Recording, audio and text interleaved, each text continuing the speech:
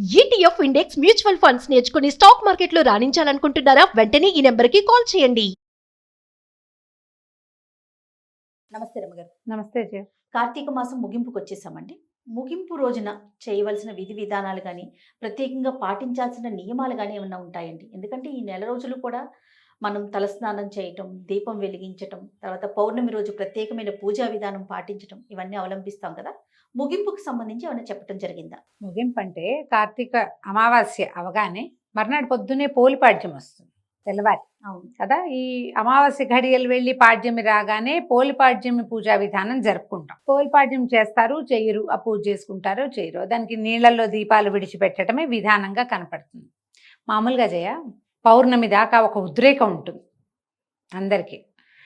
పురాణ శ్రవణం కానీ, దీపారాధన కానీ, స్నానాలు కానీ, ఉపవాసాలు కానీ, పౌర్ణమి దాటాక ఈ పూనకం హుమస్సు దిగిపోతాయి. మీరు కావాలంటే అసలు ఇది ప్రూవెన్ సబ్జెక్టు. ఎందుకంటే పురాణం మొదటి వారాల్లో 2-3 లక్షల వ్యూవర్షిప్ ఉంటుంది. అవును. చివరికి వచ్చేసరికి 40,000 ఉంటాయి, 50,000 అంతే. తప్ప పౌర్ణమి తర్వాతే పౌర్ణమి నోవులు ఉంటాయి కదా, పునర్నోవులు అయ్యాక తగ్గిపోతారు. ఎప్పుడు కూడా ఒక మాస నియమం ఉన్నప్పుడు చివరి దాకా కొన్నిటినైనా తీసుకెళ్ళాలి. ఈ కొన్నిట్లలో జనరల్గా అందరూ తీసుకెళ్ళేది స్నానం, వాకిట్లో లేదా తులసమ్మ దగ్గర దీపాలు పెడతారు.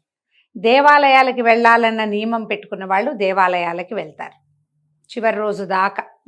తర్వాత ఇంకేం చేస్తాం, పురాణ శ్రవణం. ఈ 40,000 50,000 వ్యూస్ ఉన్నాయి చూడు, వీళ్ళు నియమవంతులు అనమాట, మానకూడదు అని చివరి దాకా ఉండేవాళ్ళు. ఈ చివరి రోజున అమావాస్య రోజున సాధారణంగా ఏం చేయాలి, ఏం చేస్తామని అందరికీ ప్రశ్నలే ఉంటాయి. కొత్తగా ఏం చేయొద్దు. మీరు మొదటి రోజున ఎట్లా శ్రద్ధగా చేశారో అమావాస్య నాడు అదే శ్రద్ధతో చేయండి. అదే శ్రద్ధతో తెల్లవారుజామునే లేచి స్నానం, సూర్యోదయం అవకుండానే వాకిట్లో దీపం పెట్టేయండి, ఇంట్లో దీపం పెట్టుకోండి. ఆ రోజు ఉపవాసం ఉండి, ఇప్పుడు ఈ నెలలో 15 రోజుల దాకా ఉండి తర్వాత కొంచెం ముందు వెనక అయ్యి 2 సోమవారాలు ఉండి మిగిలిన సోమవారాలు మానేసి చేసిన బాపత జనం కొంతమంది ఉంటారు కదా. అందరూ చివరి రోజున చేస్తే, మీరు మొదటి రోజున చివరి రోజున చేస్తే మధ్యలో కాస్త అటు ఇటు అయినా మాస నియమం పాటించినట్లుగా అవుతుందని ఒకరిద్దరు పెద్దవాళ్ళు చెప్తూ ఉంటారు. చివరి పరిసమాప్తి చివరిది సరిగ్గా అవుతుందన్నమాట, సజావుగా అవుతుంది. తర్వాత మనకు కూడా ఒక భక్తి, శ్రద్ధ, ఒక తాత్పర్యము ఏవో ఉంటాయి. ఈ రోజున పురాణం వినండి. ఇంతకుముందు మీరు దానాలు ధర్మాలు చేస్తుంటారు, భోజనం పెట్టుంటారు ఎవరికైనా, తర్వాత ఎవరికైనా మోయిని ఇచ్చుంటారు, అదే ఏమన్నా స్వయం పాకం ఇస్తాము ఇచ్చుంటారు, ఏ బట్టలో దానం చేస్తుంటారు. అమావాస్య నాడు కూడా జ్ఞాపకం పెట్టుకుని ఎవరికైనా ఒక వస్త్రదానం చేయండి. అవకాశం ఉంటే స్వయం పాకం ఇవ్వండి, ఎవరినైనా భోజనానికి పిలవండి. దీనివల్ల ఏంటంటే ఈ మాస అంతంలో కూడా ఇంత శ్రద్ధగాను చేయటం వల్ల ఫలితం బాగుంటుంది. ఓకే. అమావాస్య నాడు చేయటం వల్ల ఇంకా పెరుగుతుంది. ఈ రోజున దేవాలయ దర్శనం తప్పకుండా చేయండి. మీకు ఇప్పటిదాకా ఊరికే దీపం పెట్టి దండం పెట్టుకొచ్చేస్తారు కదా, అర్చన చేయించుకోండి అవకాశం లభిస్తే, అక్కడ జనం ఎక్కువ లేకపోతే. దేవాలయంలో దీపం పెట్టండి, దేవాలయ దర్శనం చేయండి, కార్తీక పురాణ శ్రవణం కంపల్సరీగా చేయండి. చివరిది మొత్తం చేస్తే మర్నాడు పోలిపాడ్యంకి పూజ ఎలాగూ చేసుకుంటాం. పొద్దున్నే ఏం చేస్తాం, నీళ్ళల్లో దీపాలు విడిచిపెడతాం. ప్రవహించే నీళ్లు లేకపోతే మన ఇంట్లోనే గంగాళంలో వదిలిపెట్టుకుంటాం. గమేళాలో నీళ్ళు పోయటం, అందులో అరటి తొప్పల్లో దీపం పెట్టి విడిచిపెట్టడం. తర్వాత ఒక 15 రోజులు గ్యాప్ వచ్చాక మళ్ళీ ధనుర్మాసం వచ్చేస్తుంది, 15 రోజుల్లో వస్తుంది కదా. ఎప్పుడు కూడా ధనుర్మాసపు చివరి రోజు శ్రద్ధగా చేస్తాం. గోదా కళ్యాణము, అండాల కళ్యాణం చేస్తాం కదా. అలాగే ఈ కార్తీక మాసపు చివరి రోజులు శ్రద్ధగా చేయండి. ఆఖరి ఈ పౌర్ణమికి ముందు రోజున, ఒక రోజు ముందు, ఇది ముందే వింటాం కదా, వింటున్నారు కదా మీరు. ఈ ముందు ఈ ప్రదోషకాలార్చన ఇవి చేస్తారు. మన మాస శివరాత్రి అర్చన తప్పకుండా చేయించుకోండి. రుద్రాభిషేకం చేయించుకోండి అమావాస్య నాడు కానీ మాస శివరాత్రి కానీ ఒకరోజు ముందు. చివరి రోజుల్లో మీరు ఈ శ్రద్ధ వహిస్తే చివరి 2-3 రోజులు చేయగలిగారా మహత్తరం. ఒట్టిగా ఈ మహాశివరాత్రి నాడు అభిషేకం చేయించుకున్నామండి, అమావాస్య నాడు దేవాలయానికి వెళ్దాం, పురాణం వింటామన్నా కూడా మంచిదే. మానేకుండా పాటించండి. ఒక్కొక్కళ్ళు మొదటి రోజే చేస్తారు, కార్తీక మాసం మొదటి రోజని, మిగిలినవి ఎప్పుడు చేయలే. మీరు చివరి రోజు చేయండి, బాగుంటుంది.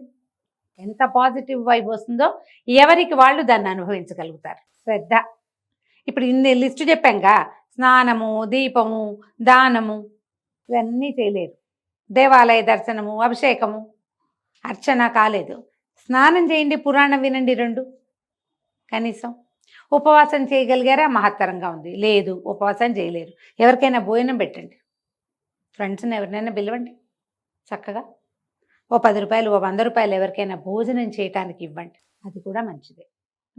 ఇలా ఈ నెల రోజుల పుణ్యప్రదమైన కార్తీక మాసాన్ని చివరి రోజును కూడా సుసంపన్నం చేసుకోండి. ఏ రోజు చేయలా మీరు, చివరి రోజైనా చేయండి. అన్నీ మానేసి అమావాస్య నాడు చేయమంటారా అంటే చేయొచ్చు, అమావాస్య నాడు కూడా. అన్నీ మానేసినా అమావాస్య నాడైనా ఇదైనా మంచిదే. ప్రతిరోజు ఇంపార్టెంటే కార్తీక మాసంలో. ఆఖరి రోజునైనా 4 బిల్వదళాలు తెసేసి పరమేశ్వరుడి మీద వేసి, ఓ చెంబెట్టి నీళ్ళు పోసి, ఓ దండం పెట్టుకుని, ఓ గుడికి వెళ్ళి ఒక దీపం పెట్టి, ఎవరికైనా కొంచెం దానం చేసి, ఏం చేసినా ఒక్కరోజు కూడా ఫలితాన్ని ఇస్తుందని పురాణం ఎంత స్పష్టంగా చెప్తుందో. ఆఖరి రోజైనా మానకుండా చేసుకోండి. ఏదైనా మంత్రం చెప్తారా రమ్మగారు? ఓం నమ శివాయ అంతే, అసలు పంచాక్షరి ఏమీ రెండోది లేదు. కార్తీక దామోదర ప్రీత్యర్థం పంచాక్షరి మంత్ర జపం అహం కరిష్యే. అంతే. కార్తీక దామోదరుడి కోసం నమ శివాయ చెప్పుకుంటాం, అయిపోయింది. సింపుల్గా చేసుకోవచ్చమ్మా, దీనికి పెద్ద అదేదో కావాలని లేదు, సులువే ఇది. నువ్వు అవేమిటో కాంప్లికేటెడ్గా చేసుకుంటూ చేసుకో, నీ కాంప్లికేషన్ చిక్కుముళ్ళల్లో నువ్వు పడతావు. అంతే, ఏమీ లేదు అక్కర్లేదని చెప్తోంది ఆ పురాణం. అంత కష్టపడదు, రోజునైనా వదలకుండా చెయ్యండి. అంతే. సంతోషం రమ్మగారు. నమస్తే. నమస్తే.